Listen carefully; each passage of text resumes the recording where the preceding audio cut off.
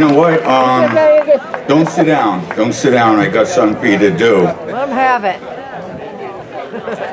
There. I want you to point that out at the audience where the tires meet the road. It's live streaming. First time in 4 events my live button works. I want you people out there. Thank you for having me. Thank you for the invite and for everyone that put in a lot of hard work here. It's a real honor to be in a yard full of patriots. It really is. Yeah, I've kind of gotten to the point, you know, I spent a lot of years trying to shake people awake, trying to focus people on some issues that are important, maybe forget about the politics and focus on the issues, all right, because I don't know if you noticed, but they are going after your children. There are tyrants and perverts actively going after your children right now. They're changing our schools, the curriculums, what is taught, what is not taught, what is cleansed, is being changed in such a profound way. And we all look at the news and we sometimes point and laugh, sometimes we furl our eyebrow when we see a young Antifa or a BLMer coming out and brutalizing somebody for no reason, clamoring for their own slavery. We laugh now, but these kids, when they're through stomping on the husk of a burnt-out cruiser, in just a few years are going to be shaping this country. They're coming. As angry as we can be at the young people of today, and it doesn't take much, you just got to turn on the mainstream media. The prostitutes are happy to put them on a stage. Though if we abandon those young people now, we both got to defend ourselves against them, and we got to save them from themselves at the same time. I don't know exactly what the answer is, but I know what it is not. It is not apathy. We as a people have been sitting on our damn hands for so long that our republic is on its way out. Democracy, the progressives, you know how they clamor about democracy, that tool of democracy? Well, we're not as a nation, that's not the form of government we have. We are a republic. We're a constitutional republic where every individual has rights that cannot be taken away in the absence of a competent court, of competent jurisdiction, and a jury of your peers. We're in a point now where things are collectivized, collective evils. There's not much more that we can give up before there is no possibility, and people have alluded to it already, and I'm on board with you, is I don't know that there's a peaceful way back to what we had. We might have to be assertive enough to say no and mean it. Not just say no and, oh, damn, they went and did it anyways. Shut the damn thing down if they're not going to listen. If they're going to ignore the Constitution, you've got people that got to be replaced. And I also heard there was some great words said from the first speakers out there, is things are often top-heavy. And boy, howdy, are they ever. I stand before you, someone who spent, I know there's a lot of Republicans out here, and I'm going to say a few things that just might make your buttholes pucker, but it's the truth. It's about time we all put on our big girl panties and accepted it, did something about it, and moved on. Because the same old is not going to work. A top-heavy system, and you get politicians that come in, boy, hey, I want to do this, I want to do that. Tell me, where do we need something like that? If you're going to rush in to let people run their own lives. Agendas have gotten us in a position now. This is all a long train wreck of politicians that got brilliant friggin' ideas to run your life. Come in and protect the Constitution. It's about the only thing they really are sworn to do.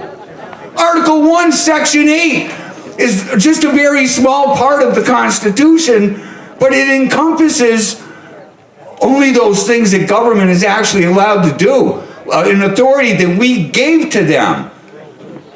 Article 1, Section 8, other than that, none of their damn business. None of their business. If you don't cause harm, injury, or loss to the life, liberty, or property of another, and government has butted its nose in, ping, they don't belong in there. They don't belong in your bedroom. They don't belong in your kid's head. And when you stick your hand in your pocket, are you not tired that government's hand is already there? They pick your pocket every April. Every time you pay an electric bill, well, we're all sustainable and green now. Trillions of dollars is going to infrastructure. My ass. It's going to the Green New Deal, also known as UN Agenda 21, also known as socialism. It's not coming, it's here. Money laundering is right. These people, they don't deserve an angry call. They deserve indictments. Yeah! Jesus! We've got to stop sometime. Surely the only time a profound movement, change in government happened, it never came from government. A government solution to a government problem is no solution at all. It came from civil disobedience. We had Chris Ann Hall out in the center part of the state last week, and she made that perfectly clear. What started out with the committees of correspondence included the Sons of Liberty, had a little tea party you might have heard about. Well, they did more. They had mock hangings. They had mock funerals. Oh, they were masters of their own propaganda, planting little seeds, little brush fires of liberty everywhere. And before you know it, a nation was founded on freedom and liberty. But it was acts of civil disobedience. That's right. If we leave here today, only to wait for Governor Baker to come out with his next friggin' advice, I want to say this about that. I can't stand that guy. I stood at the State House a year ago when I saw this coming. And I was the only damn one to grab a mic, turn to the State House and say, "Fuck off, Charlie Baker." We got a guy, and I'm a bigot in the Constitution, chairman of the Constitution Party. So I got a problem with the way this is rolled out. A lot of people clamoring about, is this unconstitutional, that unconstitutional? Depends on the situation. There is some room in a legitimate emergency to declare an emergency and put certain liberties aside to save lives, to save Americans, to preserve the constitutional integrity of a nation of people. All of those executive orders were empowered through a declaration of emergency. Without it, everything he did was a flat-out tyrannical violation of the Constitution, straightforward. Right. So he complicated things. Let's take a look at that declaration for just one moment, because they don't give these out willy-nilly, you know. So he goes up there and tells everyone, the American people, not just Massachusetts, but everyone, there's an emergency. For that to be valid, there's a few things that have to happen. One of them is there has to be widespread disruption of public service. That's right. It's mandatory in order for that to be valid. All right, I'm hinting because I keep saying that word valid, and if it's not valid, he's in trouble. If we stop giving him consent, that is. So, was there a disruption of services? Did your sewer and water turn off? Did your phone stop? No. Did the power go out? No. Did the food stop? No. Almost. Almost. Yeah. Imagine that. A deadly virus and America's biggest fears are going to die with a dirty ass. I cannot believe it. Where was government saying, take your vitamins? Zinc.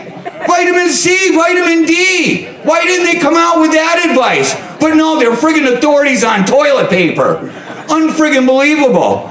So yeah, if there was no disruption of public services, and then when I said almost on the food supply, government almost broke the food supply line.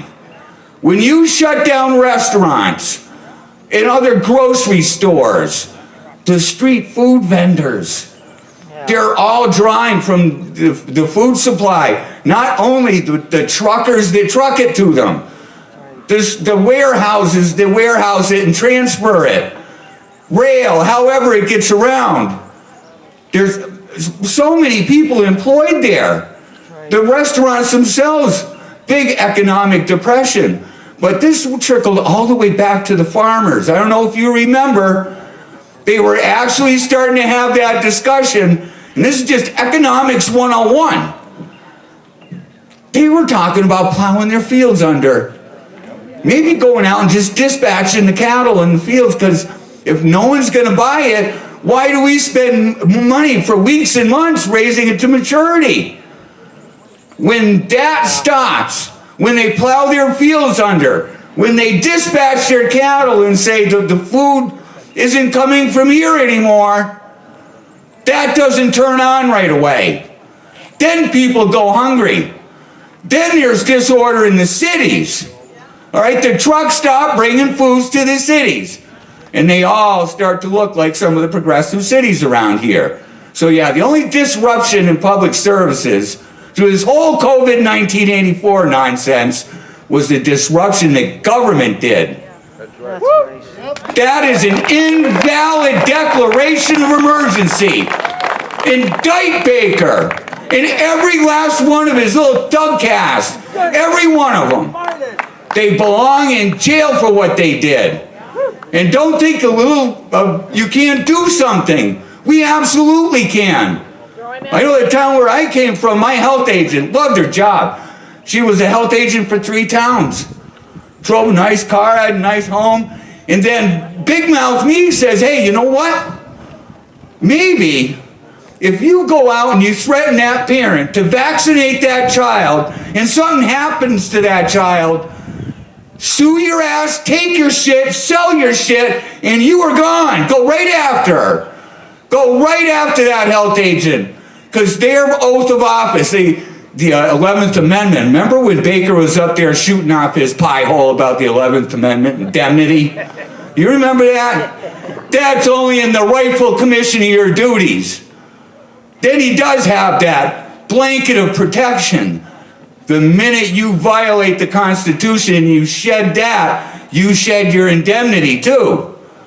Yeah, so my little health agent who's running around town threatening $500 tickets on business owners, I go up tell these business owners, I'm going to save you $100. Cost $400 to file a $2.5 million lawsuit. Really? Yeah, that's all it is. $400 filing fee or a $500 government extortion. You choose. 6 weeks later, front page of our paper, she was announcing her retirement all of a sudden. Sue them, take their shit, put them out of business. Little tyrants, big tyrants, it doesn't matter. The closer the better, you can get right a hold of them. So let's start putting those teams together. We keep hearing about unity and grassroots. That's where it's at. That's most definitely where it's at. You're never going to get the school to say, you know what? Boy, maybe it is a little excessive for us to be teaching your child to use cellophane with oral to anal sex. So maybe we'll let the parents handle that. Folks, you're going to have to go in and kick the perverts out. They're not going to leave. Please don't give up your kids. Don't let a single politician, and I don't care what flavor they are, come up with some grand campaign promises of what they're going to do. They're to go in, focus on protecting the damn Constitution. You've not had one that has done that in a long time. Question them on that. Give no politician a free pass. and populate your town boards. Go put the pressure on. I saw videos come out of an entire Board of Health that they were getting run up the flagpole at a public meeting. And they all resigned on the spot. And a bunch of patriots came together and voted themselves in. And then they proceeded to do away with mandates. These things can happen. Go look at your municipal town rules, Robert's rules. Have always someone there with a Bible so they're sworn in. That was the only mistake they made. They voted themselves in and started throwing shit out before they got sworn in. So bring someone with a Bible, but run. There's empty seats in your towns, I'm sure. I've done it myself. I've called up there and you see vacancies that people don't, you literally would have to sign a piece of paper, get 10 signatures, and you're in. It's sometimes that easy, and sometimes not. And when it gets a little tougher, you have groups like this that will get together and go to bat for you. And I love what you guys represent. Put the party politics aside. Locate the patriots and put them in your local positions. Right. All this evil from the federal level rains down into your community, and I promise you, you can keep it out. Make it unenforceable through civil disobedience. Do not consent. Do not comply. Love you all. Thank you.